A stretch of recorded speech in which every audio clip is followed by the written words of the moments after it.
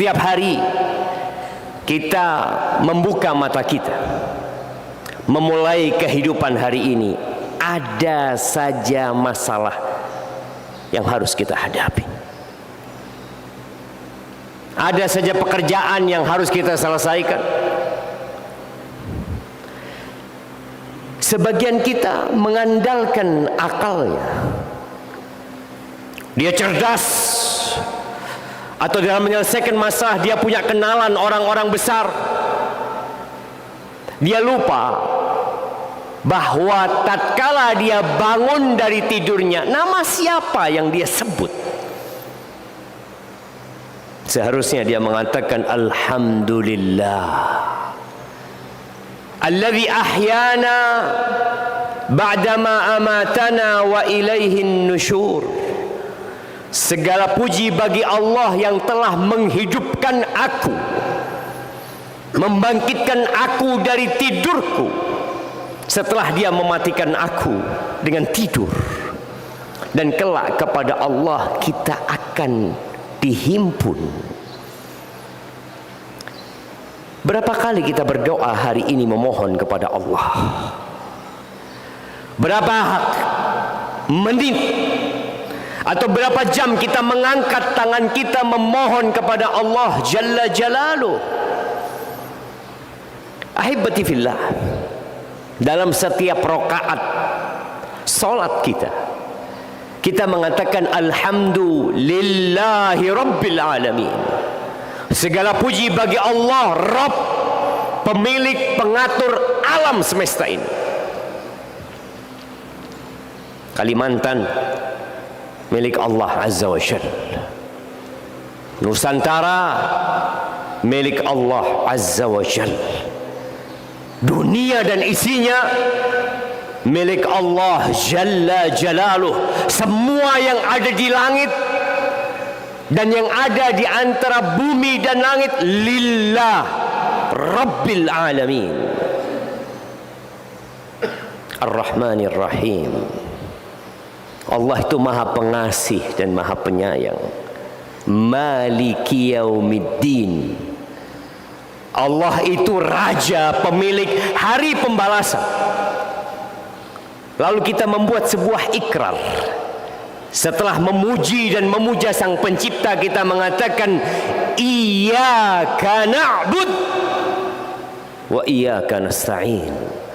Hanya kepadamu kami beribadah dan hanya kepadamu kami meminta pertolongan. Betulkah kita meminta pertolongan kepada Allah? Betulkah hati kita hanya bergantung kepada Allah Azza wa Jalla? Sebagian kita bergantung dengan pekerjaannya, seakan-akan tempat dia kerja adalah pemberi rizki kepadanya. Sebagian bergantung dengan tabungan dan harta yang dia timbun, lupa bahwa semuanya milik Allah Azza wa Jalla. Ahibati fillah, sebagian kita merasa sudah kenal sama Allah Azza wa Jalla, tapi boleh jadi tidak. Apa buktinya kita kurang kenal sama Allah? Kita jarang baca Al-Quran. Berapa kali kita menghatamkan Al-Quran? Dalam setahun ada 12 kali. Setiap bulan kita hatam Al-Quran dan kita baca dengan artinya, sehingga kita kenal bahwa Allah Azza wa Jalla yang memiliki segala-galanya. Bahwa tatkala kita sakit, kita tahu yang menyembuhkan adalah Allah Azza wa Jalla. Bagaimana Nabi Ibrahim mengatakan, wa idza maridtu fahuwa yashfin. Kalau aku sakit, dia yang menyembuhkan aku. Anda seluruh penduduk bumi ini, Anda seluruh dokter-dokter kawakan, dokter-dokter yang dahsyat ilmunya berkumpul bersatu padu untuk menyembuhkan aku, nggak bakalan bisa menyembuhkan aku. Andai kata seluruh penduduk bumi ini ingin membantuku, tapi Allah mengatakan tidak, kita tidak akan pernah mendapatkan bantuan dari mereka. Ahibati fillah, hari ini Ana akan membacakan sebuah hadis qudsi. Firman Allah yang diriwayatkan oleh Nabi kita Muhammad alaihi salatu wassalam.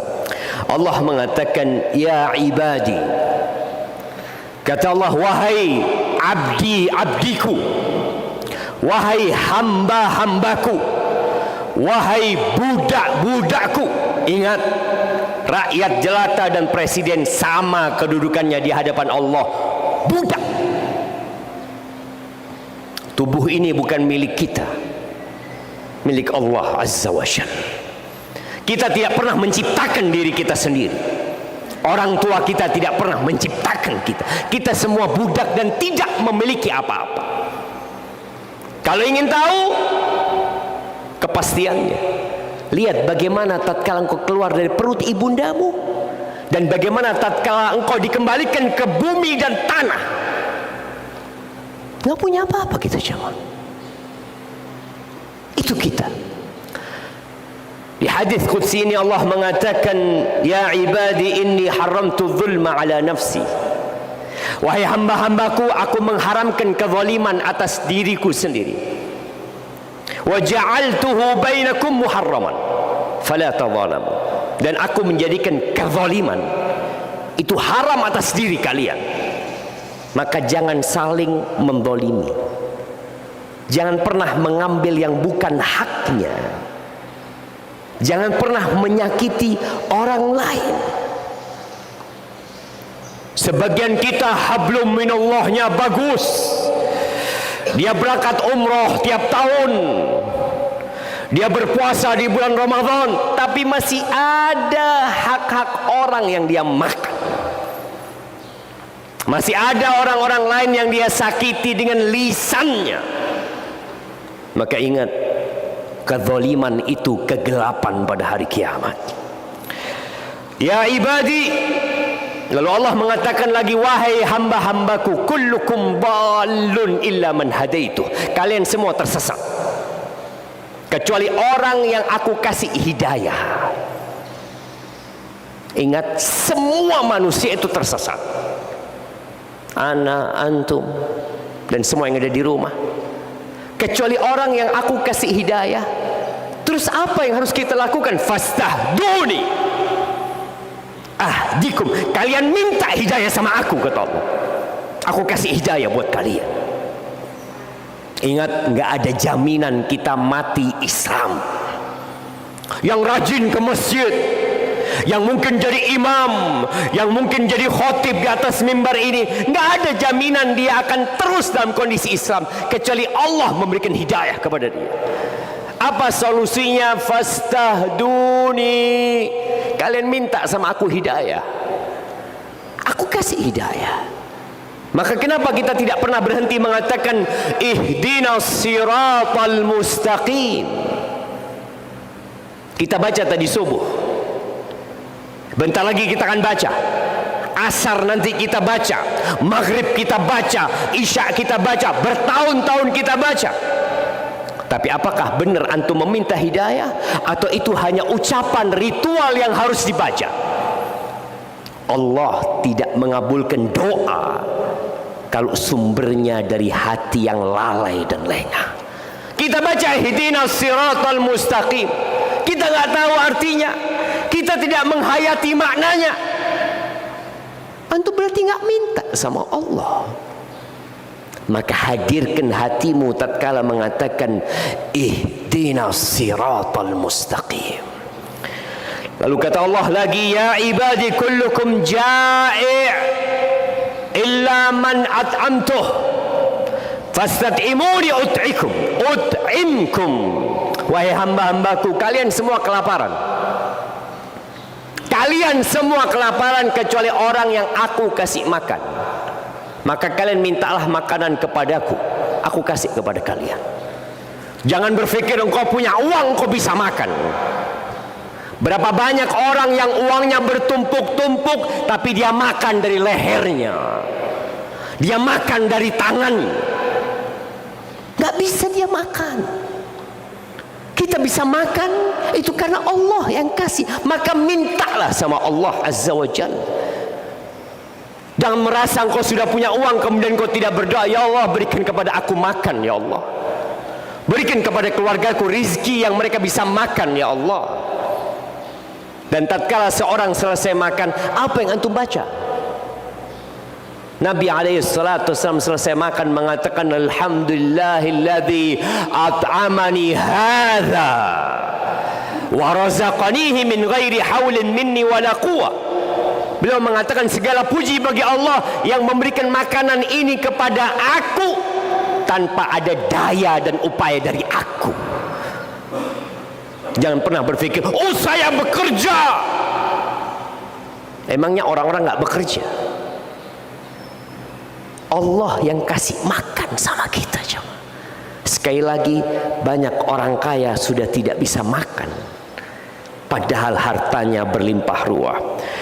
Lalu kata Allah lagi dalam hadis qudsi ini, ya ibadi, wahai hamba-hambaku, kullukum arin illa man kasautuh, kalian semua telanjang kecuali orang yang aku kasih baju. Kalian minta baju sama aku, kata Allah, aku kasih pakaian buat kalian. Bapak-bapak, sekarang semua pakai baju. Sudahkah kita meyakini bahwa baju ini pemberian Allah Azza wa Jalla? Bagaimana Nabi SAW tatkala memakai baju atau baju baru, beliau mengatakan alhamdulillah, segala puji bagi Allah alladzi kasani hadza, yang memberikan pakaian ini kepadaku, min ghairi haulin minni wala quwwah, tanpa ada kekuatan dan upaya dari aku. Ingat, semua yang ada pada diri kita itu pemberian Allah, bukan hasil kerja kita. Maka teruslah memohon kepada Allah, mintalah kepada Allah, dan ingat Allah tidak butuh dengan ibadah kita.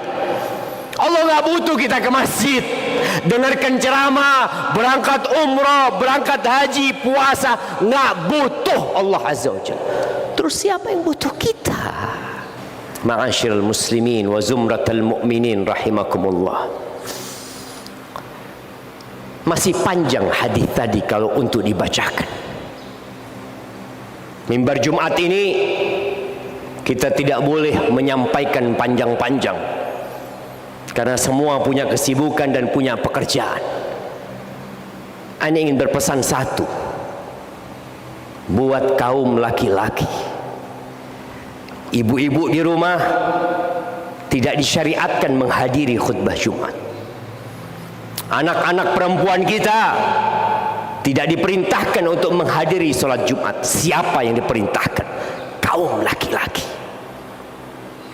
Antum semua adalah pemimpin, akan dimintain pertanggungjawaban tentang istri-istri dan anak-anak kita. Dan hanya antum yang wajib mendengarkan khutbah Jumat. Bayangin, satu-satunya pengajian yang wajib didengarkan Jumatan. Ngomong sama temen nggak boleh, menegur temen nggak boleh. Setelah dengar, sampaikan kepada keluarganya. Kumpulkan istri dan anakmu, kasih tahu mereka apa yang didengar di khutbah Jumat ini. Karena kaum laki-laki jangan berharap masuk surga sebelum engkau mempertanggungjawabkan istri dan anak-anakmu. Allah Azza wa Jalla mengatakan, ya ayyuhalladzina amanu qu anfusakum wa ahlikum nara. Wahai orang-orang beriman, selamatkan diri kalian, jagalah diri kalian dan keluarga kalian dari api neraka. Bagaimana akan menjaga keluarga kita dari api neraka? Kita nggak tahu mana yang akan mengantarkan ke neraka. Maka kaum laki-laki dituntut untuk belajar, mendidik istri-istrinya setelah dia belajar dan terdidik. Amr bin Qais al-Mullai, dia pernah mengatakan, innal mar'ata la tukhasimu zawjaha 'inda Allah. Boleh jadi nanti akan ada istri yang menggugat suami, bukan di pengadilan dunia. Dia menuntut suaminya di hadapan Allah Azza wa Jal. Dia mengatakan, ya Rabbi hadza zawji. Dia mengatakan, wahai Tuhanku, ini loh suamiku, ini suamiku. Ma'allamani wala adabani. Dia tidak pernah mengajariku, dia tidak pernah mendidikku. Kerjanya cari duit. Innama ya'tini bi khubzis su'. Dia berpikir kewajiban suami memberikan nafkah, sandang, pangan, papan. Ya Allah, sudah aku berikan kepada istriku. Tugas terbesar seorang laki-laki adalah menyelamatkan istri dan anaknya dari api neraka.